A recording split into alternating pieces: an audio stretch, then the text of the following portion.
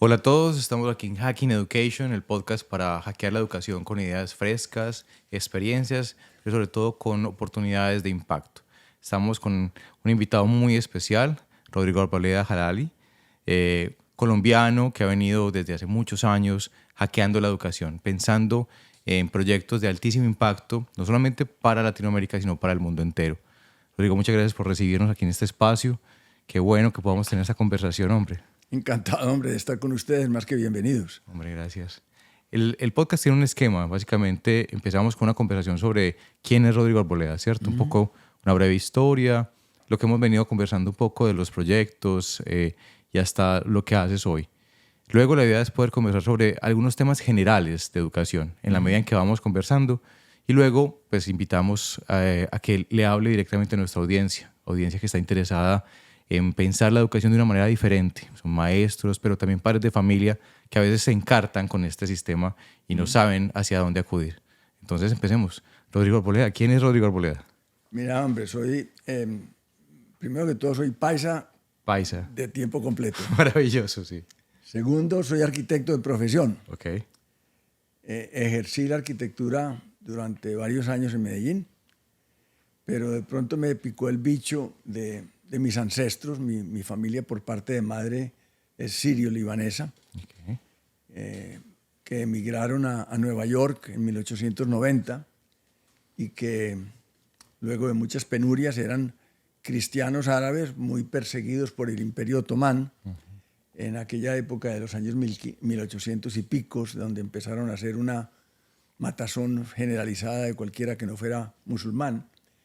Y desde Nueva York, finalmente, mi abuelo decide que tenía que buscar fortuna y se enlista en una aventura que era tratar de rescatar una draga que se había hundido en una selva tropical de un río llamado el río Truandó, en la selva del Chocó colombiano. Wow. Y sin tener el título de ingeniero, porque ofrecían una recompensa a un ingeniero que pudiera rescatar la draga, que si no la rescataba la compañía americana que se llamaba la Chocó Pacific Gold Mine, se iba a la quiebra. Resuelve él mismo autodeclararse ingeniero y se embarca para Colombia en 1904 con pasaje de ida sin regreso. Sin regreso. Y de ahí nace toda la parte jalabi del sur de las Américas y ese bicho me pica y me pongo disque de Quijote a meterme en una finca de flores de exportación en 1970 cuando no tenía la más mínima idea de que era ser una finca de esta naturaleza y más aún para competir en el mercado mundial a base de calidad y de precio. Y bueno, y eso me puso a voltear por muchas partes y aquí estoy, después de 45 años de estar aquí en Estados Unidos. Me vine en el año 77 por un solo año a conseguir un gerente y me fue dando vueltas la vida y aquí estoy. Y desde que he estado aquí me ha tocado hacer de todo. Okay. Y pagar el precio de admisión al club de los Estados Unidos es un precio muy costoso. Me imagino. Y muy doloroso muchas veces. Claro. Pero aquí estamos y he tenido una vida muy variada. Voy a cumplir ahora 82 años. Y ahí en adelante el aprendizaje se convirtió en un tema muy importante en MIT. Porque ¿Cómo aprender mejor o aprender más rápido? ¿cómo mantener el aprendizaje utilizando los sentidos? Ok. Lo que pasa es que mientras que estamos en kindergarten, a nosotros nos enseñan que aprender significa utilizar los sentidos en su máxima expresión. Y de pronto llegamos a primero de primaria y de ahí en adelante se convierte en un tema netamente cerebral, secuencial, lineal, el diálogo socrático, filosofía aristotélica, tesis, antítesis, síntesis, todo ese tipo de cosas, y nos olvidamos de los sentidos. Pero el computador daba la oportunidad de que a través de la música, de las imágenes, del color, se pudiera mantener muy vivo el sistema de aprendizaje. Y lo otro era cómo hacer para que ese sistema de aprendizaje fuera democratizado a los niños olvidados del mundo. Okay. Y de ahí nace toda una filosofía educativa que la plasmó Nicolás con estos dos científicos. El uno se llamó Seymour Papert, matemático puro de Sudáfrica, y el otro se llamó Marvin Minsky, un gran genio que exploraron los más recónditos puntos de la mente para lograr encontrar la simplicidad que se necesitaba para que un niño aprendiera por sí mismo. O lo máximo, que pudiera aprender lo máximo por sí mismo. ¿Por qué? Se dieron cuenta, por ejemplo, que en África había más de 100 millones de niños que la escuela más cercana les quedaba a 40 kilómetros de distancia, ¿no? Era imposible que fueran a una escuela. Claro. Y lo mismo sucedía en varios países de América Latina. Entonces, de ahí nace la necesidad de crearles una manera de democratizar el acceso al mundo del conocimiento a los niños olvidados del mundo. Y eso se convirtió en una gran pasión que nos ha acompañado desde el año 82 hasta ahora. Y curiosamente, arrancó mucho en Colombia. Claro, eso te iba a preguntar. ¿Cómo se conecta Colombia en este mundo? Porque estamos hablando casi que de las fundaciones del Media Lab en MIT. Sí. Estamos hablando de grandes cerebros que fueron muy conocidos en el mundo de las tecnologías. Pero ¿cómo llega a Colombia y cómo conectas? Bueno, para que entendamos bien el por qué se promulgaba el que un niño desde pequeña edad debería aprender a programar. La gente tiene la concepción equivocada de que lo que se pretendía con eso era crear un ejército de programadores, unos nerds cuadriculados desprovistos de cualquier habilidad emocional o intuitiva o cosas por el estilo, y nada más lejos de la realidad. Que a uno le daban un turno pues a la hora que pudieran y allá se representaban y había una sala de espera, y en la sala de espera por lo general estaban prácticamente los mismos con las mismas que ya llevaban 5, 6 y 7 veces sin que les funcionara el expresar su frustración, y comenta: bendito sea mi Dios, llevo tanto tiempo haciendo esto, he hecho esto y esto y no me funciona, ya no sé qué hacer. Y de pronto algún otro por ahí en algún rincón, todo flaco, sin dormir 3 días, todo pálido, le dice: pues mira, hombre, lo que me estás contando, Alejo, es algo parecido a lo que me pasó a mí. Y te quiero contar que yo hice esto y esto, ¿por qué no ensayas a hacer esta cosa que a mí me funcionó? Okay. Eso que hasta el momento se consideraba en los mundos académicos y científicos como copiar o hacer trampa, que era un pecado mortal. Totalmente. De repente se convirtió en una virtud que se llamó compartir. Como entonces, colaboración. Pensamiento crítico, mentalidad de resolver problemas, compartir. Y la cuarta era que cuando finalmente el programa les funcionaba, si esa persona no echaba un paso atrás y reflexionaba qué fue lo que hice esta vez para que el programa me funcionara, y eso ya no se le olvidaría jamás. Ese era el cerrar ese círculo de aprendizaje por la reflexión. Entonces, esas 4 actitudes de la mente, en la opinión de Seymour Papert y de Jean Piaget, se convirtieron en uno de los pilares fundamentales del por qué un niño debería aprender a programar, independientemente que el día de mañana fuera a ser músico, fuera a ser filósofo, fuera a ser sociólogo o dentista o lo que fuera. Todo eso le funciona para cualquier otro tipo de área. Porque esa persona iba con una estructura mental de aprendizaje, claro, que era una estructura mental de aprender a aprender o de pensar acerca de pensar. Okay. ¿No? Claro. En inglés las frases muchas veces son muy cortas y muy clásicas. El uno era thinking about thinking o learning about learning. ¿No? Okay. Contundentes igual. Contundentes. Entonces eran 2 cosas.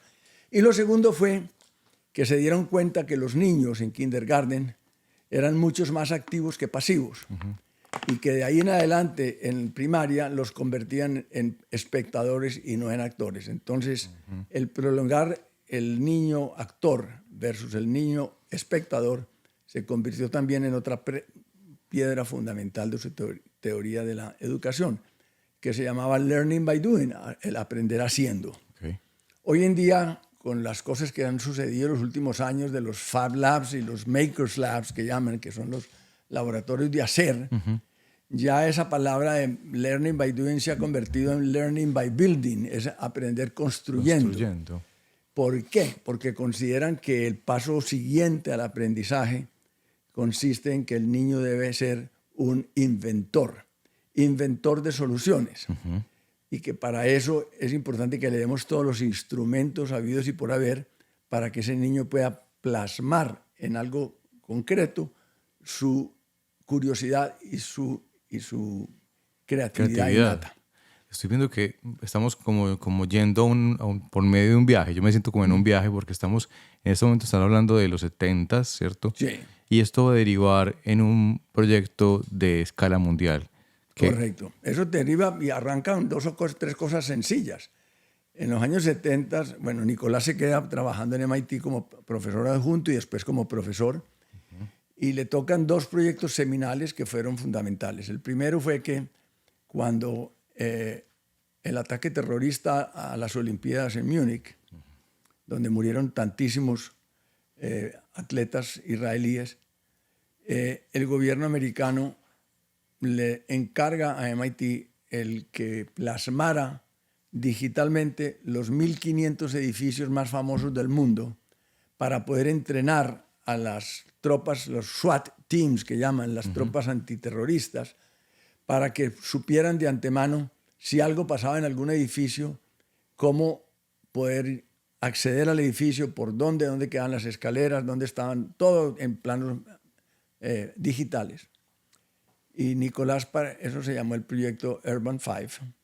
Urban 5. Y lo que hicieron fue que en Las Vegas montaron en un carro una máquina de fotografía que daba vueltas completamente en 360 grados. O sea, estamos hablando de los años 70. O sea, antes de cualquier cámara digital, antes de cualquier... Y se fueron por todo el strip de Las Vegas, plasmaron los planos de todos los hoteles y los centros de conversiones de Las Vegas, y entonces hicieron como un viaje por Las Vegas y podían entrar a un edificio, salir del edificio, volver a salir del edificio, y lo podían plasmar totalmente en un plano digital.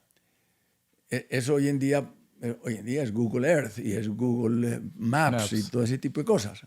Pero en aquella época era un plan incipiente de cómo lograr hacerlo. Lo segundo fue que hubo una conciencia clara en MIT de que la profesión de arquitectura no estaba favorecida por los adelantos tecnológicos en el mundo digital, porque todavía seguíamos nosotros, yo nunca llegué a aprender a manejar un computador, ni AutoCAD, ni nada, porque éramos la última generación prácticamente de que seguimos trabajando con regla T y escuadra. 100% análoga, digamos. Sí, análoga. Sí, completa. Sí. Pero en su más rudimentaria manera, pues, porque era puro lápiz y puro papel y lápiz. Claro. Y entonces decidieron crear un proyecto que era cómo inventarse una interfase gráfica de usuario para que los arquitectos pudieran empezar a disfrutar de las ventajas tecnológicas del mundo digital. Y eso se llamó el proyecto de Architecture Machine, que también lo dirigió Nicolás en los años 70. Entonces sucede que contratan en MIT a Seymour Papert. Pero ese proyecto deriva en AutoCAD, o al menos es como la base del AutoCAD. De ahí nació el AutoCAD. Wow. Primero se llamó Intergraph. Ajá. Y después unos alumnos de Nicolás se vuelven millonarios con eso y finalmente termina siendo adquirido y hoy en día se conoce como AutoCAD y como Revit. Estamos escuchando los principios de ese cambio como del mundo análogo hacia lo digital. 50 años. 50 años, wow. Entonces, ¿qué pasa también? En aquella época contratan a Seymour Papert y a Marvin Minsky para que en el año 67, 68, para que empezaran a fundar lo que se llamó el años siguientes el Artificial Intelligence Lab, el laboratorio de inteligencia artificial. En el MIT. En el MIT. Y llega Seymour Papert y ante una comunidad grandísima de 1.500 personas en el auditorio famoso que se llama el Kresge Auditorium allá, que fue un famoso edificio, el primer edificio diseñado todo por computador, un domo, una cascarilla de huevo que por arriba apenas tenía 5 o 6 pulgadas de gruesa y abajo era como 1 metro de espesor para poder soportar ese y que pudiera tener la flexibilidad de recibir las nieves y cargas las lluvias y todo. Y ante 1.500 personas dice que el día de mañana un niño debería tener la capacidad de poder manejar un computador. Y en aquel momento un computador era un edificio de 10 pisos, 5 de ellos eran pura refrigeración para que no se fundieran. Todo el mundo creyó que estaba loco. Entonces empezaron a criticar inclusive prácticamente a voz en cuello ahí en el mismo auditorio que eran ese tipo tan chalado que habían llegado a MIT a trabajar y que que estaba loco.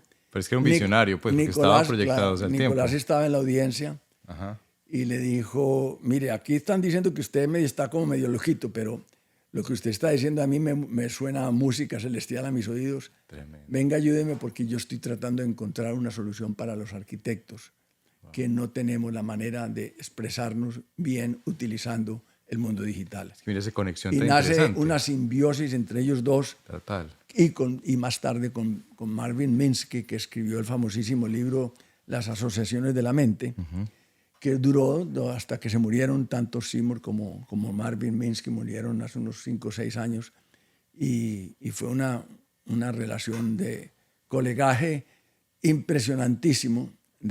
Además porque Nicolás es disléxico, tremendamente disléxico, y para él escribir y leer era todo un problema. Entonces él buscaba por todos medios una manera de encontrar soluciones a sus inquietudes personales.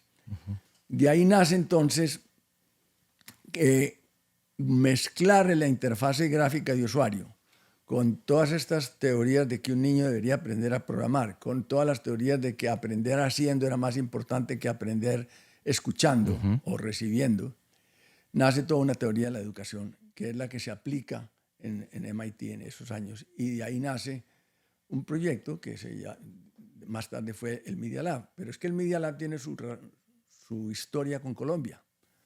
En el año 82, yo fui presidente de la Sociedad Colombiana de Arquitectos en Medellín del año 55 al 58. Okay. No, perdón, del 75 al 78. Yeah.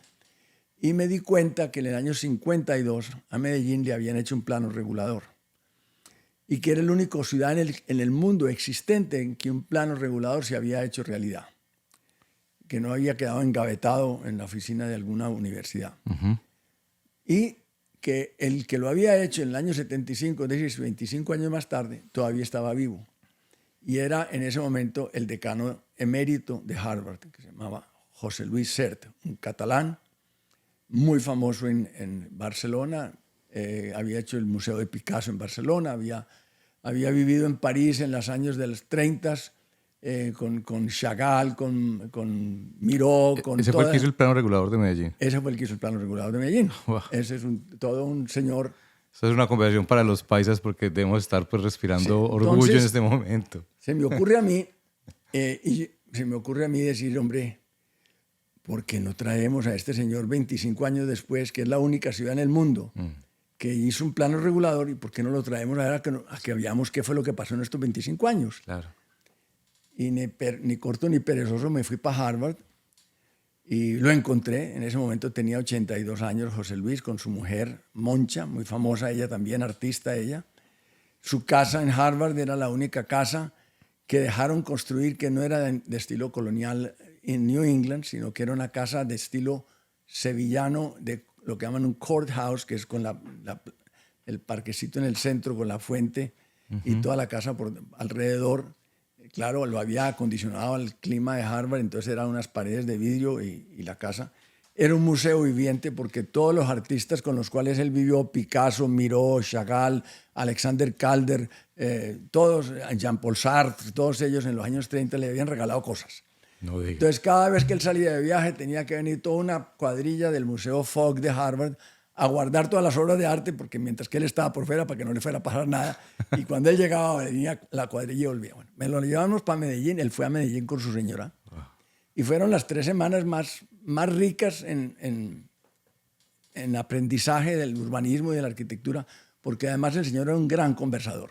Okay. Entonces hacíamos unas tertulias en mi casa que arrancábamos como a las 9 de la noche, con vinos y con uvas y con quesos y con pasaditas y tapas, y nos daban las 2 y 3 de la mañana escuchando a este señor hablar de lo humano y de lo divino, porque era además un erudito completo. Pero como a los 2 o 3 días me llama y me dice, Rodrigo, usted no me trajo aquí para ver lo que yo hice. Yo todo asustado le pregunto, yo tenía, en ese momento tendría que 29 años, yo en alguna cosa por el estilo. Y me dice, no, lo que yo hice y lo que hay aquí son cosas completamente distintas. Esto es una corcha de retazos. En mi susto, lo único que se me ocurrió decir, mire, bueno, maestro, ¿por qué no debemos saber entonces qué fue lo que pasó? Y yo había montado todo un grupo que era la Sociedad Colombiana de Arquitectos, la Sociedad de Ingenieros, Camacol, las universidades, la Bolivariana, la Nacional, y estaban pues, la Oficina de Planeación Municipal.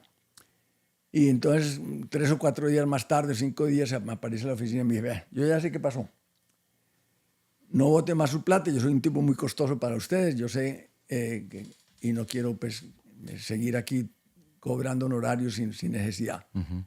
Dije, bueno, cuénteme qué pasó. Me dijo, no, pues que en los 25 años que han pasado, entre lo que yo diseñé y lo que han construido, Medellín tuvo 42 alcaldes. Es que es imposible que con 42 alcaldes, es decir, uno cada 8 meses y pico, unos pocos días, y cada cual llega con su cuadrilla como buenos toreros, claro. y todos quieren dejar un monumento a su posteridad y quieren dejar el mausoleo para su posteridad. Nos sigue pasando todavía esas cosas. Bueno, ya son elegidos los alcaldes, ya no son a dedo por el gobernador de turno, pero seguimos siendo una improvisación de esa naturaleza.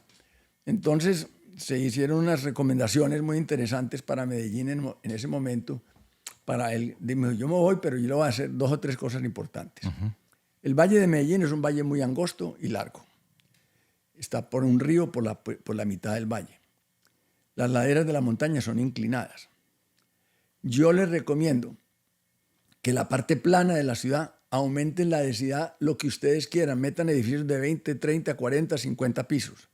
Pero por amor de Dios, preserven las laderas de las montañas en su estado más virginal posible, porque ese va a ser el futuro del ecosistema de Medellín. ¿Cuál sería mi sorpresa muchos años más tarde, que volví a Medellín y encuentro que hicimos todo lo contrario? Todo lo contrario, que la parte plana de la ciudad sigue siendo de baja densidad, sobre todo, no la parte del centro, que es muy chiquita, sino todo el valle a lo largo hasta Itagüí, es toda una parte, y hasta Bello, todo de muy baja densidad. Y en cambio la densidad grandota la metimos en las laderas de las montañas, con el consiguiente deterioro del sistema hídrico de la ciudad, total, de las faldas de la montaña, la preservación de la fauna y la flora, y sobre todo de que mover vías de circulación por esas montañas es una cosa complicadísima y costosísima. total. Y me dijo, pero vea, no le gaste mucho a esa teoría de zonificación. Váyase a una ciudad, váyase a 3 ciudades o 4. Y le voy a decir cuáles. Pero la más importante de todas, váyase a Santa Fe, Nuevo México. Y vea que en Santa Fe, Nuevo México, la zonificación que existe es tan sencilla como que no hay ninguna edificación que pueda ser más alta que la copa más alta de los árboles. Ahí no hay ninguna cosa que se le oponga a eso. Tiene que ser del tamaño de los árboles para que el árbol sea el que domine y no la mano del hombre. En cambio, en el centro de la ciudad, métale lo que quiera, una jungla de concreto si quiere, y ahí mantiene usted una ciudad bien preservada. Pero si quiere ver cómo funciona una ciudad bien en ese sentido, pues vaya a París, vaya a Washington, donde los edificios, históricamente hablando, fueron de 5 o 6 pisos, que era más o menos lo máximo que una persona subiría por escaleras con un par de bolsas de mercado. Sin ascensor. Sin ascensor. Claro. Hay la famosa teoría de la arquitectura, la historia de la arquitectura de Choisy, un francés que decía, no, la historia de la arquitectura no es una historia de la arquitectura. La historia de la arquitectura es la historia de la construcción, es lo que se podía construir. Claro. Eso, especialmente hasta ahora, pues hasta la época moderna, pero históricamente hablando era lo que se pudiera construir. Entonces, llego yo y yo iba, entonces, esa ida de José Luis Certa a Medellín causó tanto revuelo que nos dimos cuenta que los arquitectos jóvenes no tenían los medios de poderse ir a estudiar al exterior, que era muy costoso. Entonces resolvimos en la Sociedad de Arquitectos, mientras que yo fui presidente, traer arquitectos famosos a que dieran simposios en Medellín de una semana. Y yo me fui por todas partes y conseguí pues, lo mejorcito de lo mejorcito, porque todos los arquitectos europeos del Bauhaus y toda la época famosa de Europa, todos terminaron en Estados Unidos después por la guerra. Claro. Entonces, en Gropius y Harvard y Mies van der Rohe, todos terminaron todos en Estados Unidos y crearon una nueva playa de arquitectos jóvenes muy interesantes. Y a todos me los llevamos para Medellín. Todos terminaron en Medellín. Y hacíamos unos simposios en el Hotel Nutibara, que venía gente de todo Colombia a los simposios, porque eran de lunes a viernes, y por las noches hacíamos unas grandes tertulias. ¿Pero se reunían para las becas o cómo hacían ustedes? Sí, no eran tanto becas de ir a Estados Unidos porque ya era mucho más fácil hacerlo, era mucho menos costoso. Claro. Y había empresas que donaban plata para que los arquitectos ganaran una especie de semibecas. No eran becas porque era una semana nomás. Claro. Pero entonces, ¿qué pasa? Que yo iba y venía a Estados Unidos constantemente buscando y siempre iba a MIT y siempre caía a la oficina de Nicolás. Entonces, llego yo en mayo del 82, abro mi briefcase, mi maletín y él suelta una carcajada. Y le digo, bueno, ¿y por qué te estás riendo? Y no, pues por ese par de libros que tienes ahí. Y digo, ¿qué tiene ese par de libros? Pues, hombre, pues el uno es La tercera ola de Alvin Toffler. Y si vas en la página, no sé, 127, vas a ver que está escribiendo lo que yo he hecho aquí en el Architecture Machine y en el Urban 5. Ah, no me digas, qué maravilla. Y ese otro que tenés allá de este francés que se llama Jean-Jacques Servan-Schreiber, que había escrito también otro libro anteriormente a eso que se llamaba El desafío americano. Era como despierta Europa, que los gringos nos están ganando la carrera del mundo digital. Acababa de sacar un segundo libro que se llamaba El desafío mundial, que ya era extrapolar aquella teoría de que el mundo digital era el que estaba dominando ya por primera vez.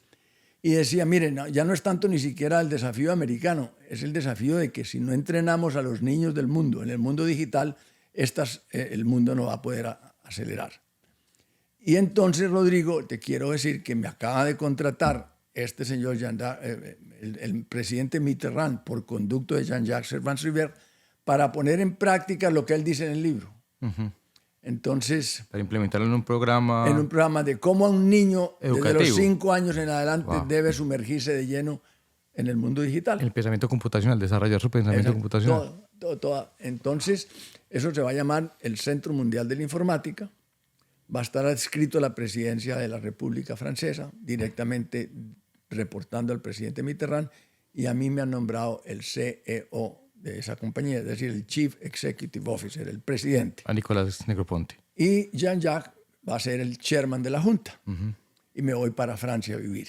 Mayo del 82. Vengo yo ya vivía aquí en Miami. Yo me había venido a montar la compañía de flores acá, pues dizque por un año y me fui quedando. Y llego yo, y en Miami venía mucho el expresidente Misael Pastrana, quien también venía mucho en aquella época, ya se había venido a vivir acá, a su último ministro de Finanzas, que fue Luis Fernando Echavarría, quien fue presidente de Peldar, fue presidente de Servunión y fue el primer presidente de Pro Antioquia. Resulta que tenía 8 hijos, 7 mujeres y un hombre, y al salir de la presidencia se dio cuenta de que lo único que él tenía que hacer de ahí en adelante era educar a esas 8 personas, y se vino para acá a estudiar, a educarlos. Y entonces ellos hacían unas reuniones en Key Biscayne, donde yo vivía, y no sé por qué porque yo era 25 años menor que ellos por lo menos. Me invitaban a almorzar, y lo llamábamos el costurero. El costurero. El costurero.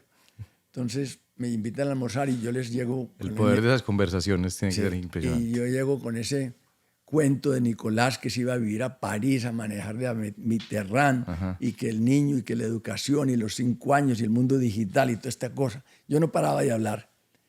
Y me dice el expresidente Pastrana, me dice, pues mire, acabamos de elegir en Colombia a Belisario Betancur, cuya plataforma básica es la educación a distancia, porque él es el ejemplo más importante de alguien que era miserablemente pobre en su infancia y llegó a ser presidente del país a base de la educación. Claro. Entonces, otro paisa también. Otro paisa también, criado en Amagá, en un pueblito chiquito en Amagá. Entonces, muy bien, pasan las semanas, pasan los 2 meses, y por ahí como el presidente Betancur se monta a la presidencia el 7 de agosto, y como el 11 de agosto recibió yo una llamada de Palacio, a mí se me había olvidado por completo que yo había hablado de este tema, y me dicen, el presidente quiere hablar con usted. Y digo, ¿cómo? ¿Sí? Entonces pasa él como si me hubiera conocido toda la vida. Yo lo había visto una vez en mi vida. Y me dice, hola Rodrigo, ¿cómo te va? ¿Cómo estás? Contame Misael me tiene loco con esta cosa, contame qué es lo que está pasando aquí. Yo le cuento en 3 palabras. Me dice, no, usted se tiene que venir para acá, usted tiene que venir a contarme de eso. Le dije, con mucho gusto, presidente. Me dijo, ¿cuándo quiere que vaya? No, mañana. No, presidente, es que yo estoy en Miami, yo no estoy en Medellín. No, véngase para acá como pueda. Yo lo invito a desayunar, 6 de la mañana, le tengo chocolate, arepa y quesito. Porque él era muy madrugador. Bueno, allá me fui con el presidente Pastrana y con Luis Fernando Echavarría. Y a las 6 de la mañana y a las 6:30 nos dice, mire, ya no necesitan contarme más. Esto es lo que yo necesito. Yo necesito que usted se vaya para París y me consigan la corresponsalía de ese proyecto aquí. Ok. Como franquiciar ese proyecto para Colombia. Y yo dije, yo en la que me metí. Llamo yo a Nicolás Negroponte. Continuabas con el tema de flores, con todo. O sea, esto era pro bono, pues. Sí, claro, totalmente pro bono, claro. Y toda la vida toda esta vaina de educación ha sido pro bono, pues. Y entonces llamo yo a Nicolás y qué vaciada la que me dio. Pero estás loco, Rodrigo, yo acabo de llegar aquí hace 1 mes y medio. Apenas estoy empezando, no me hagas esa, y eso me vas a poner en un problema gravísimo con Mitterrand. No, Nicolás, no tengo más de otra, ya voy a llegarle. Entonces fuimos allá y el presidente Mitterrand recibió al presidente Pastrana, a Pastrana, y le echamos el cuento. Entonces, que para que esto no se pareciera que fuera un amiguismo solamente entre nosotros, se crearon 3 corresponsalías.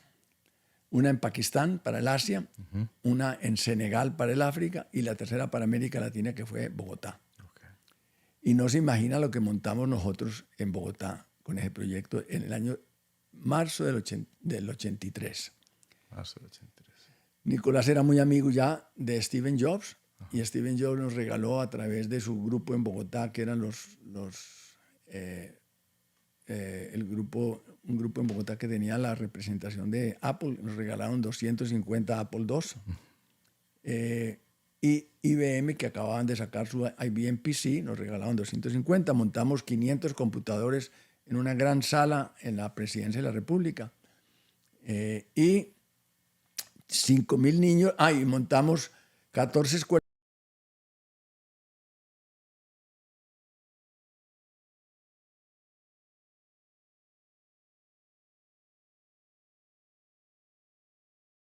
Revolución industrial, o sea, Arpanet en el año 83. El protocolo previo a Internet. Exactamente. Increíble. Entonces, con Arpanet, 14 escuelas de la Sabana de Bogotá por un sistema muy rudimentario de telefonía.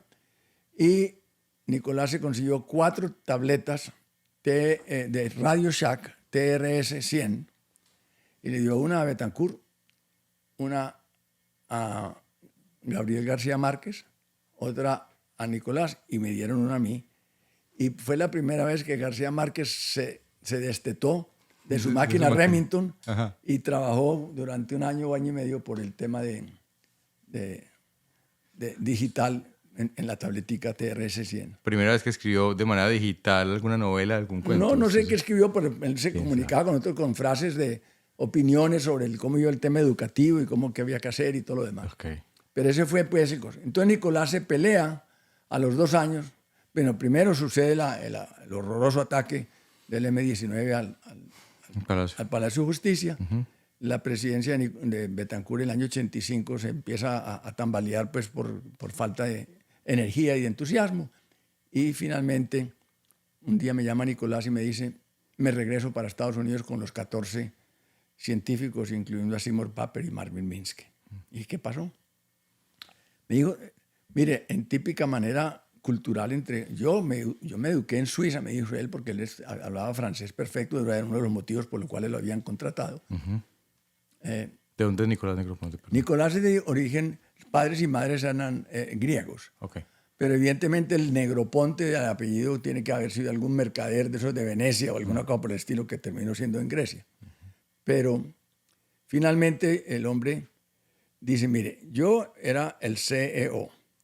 Mi labor consistía también en buscar un COO, un Chief Operating Officer, un operador. En típica manera de MIT yo entrevisté 40 y pico, 50 personas. Y finalmente encontré un muchacho de 29 años francés, pero que hablaba muy bien inglés, que era un dropout de la universidad porque era un genio y que era un autodidacta. Y este muchacho estuvo metido en programación y sabía mucho de eso y ese fue el que yo conseguí. y yo llego a la junta directiva con Sin mi ningún candidato. título universitario. Nada, o sea, un dropout. Ok. Y en el momento que yo lo presento como candidato, Jean-Jacques se pone las manos en el pecho, en la cabeza y dice, pero ¿cómo osa usted insultar a esta benemérita institución trayendo una persona que no se ha graduado del Polytechnique Institut de París, que no ha pasado por la Legión extranjera, que no ha sido condecorado por su valentía y que no tiene por lo menos 50 años para que tenga la sabiduría que solamente la edad puede dar? Yo en ese momento me di cuenta que yo no tenía nada que hacer aquí, Rodrigo, y me voy para Estados Unidos. O sea, también estaba viendo que definitivamente los títulos para el conocimiento que él tenía no eran tan relevantes. Para nada, era la actitud y la habilidad personal. La habilidad personal. De ahí en adelante lo que pasa es que él se vuelve para MIT y el primer proyecto verdaderamente importante que se hizo encuentra a Jerry Wisner, que era el expresidente de MIT, que al escuchar lo que habían hecho en París dice, no, eso hay que reproducirlo acá, venga, montemos lo mismo, pero aquí. Montan el Media Lab en el año 85 y el primer proyecto verdaderamente de envergadura del Media Lab fue la continuidad del proceso con Medellín, con Bogotá, con Pakistán y con Senegal, pero más importante fue el de Bogotá. Entonces, el nacimiento del Media Lab en MIT tiene una génesis muy metida en el tema de Bogotá. De Bogotá con Colombia. Y sé que, pues, y aquí tenemos creo que un resultado también de la genialidad, de la gestión, de la capacidad, también, pero sobre todo de la pasión por llevar tecnologías educativas a los más vulnerables. Rodrigo, muchas gracias por recibirnos aquí en este espacio. Qué bueno que podamos tener esta conversación, hombre.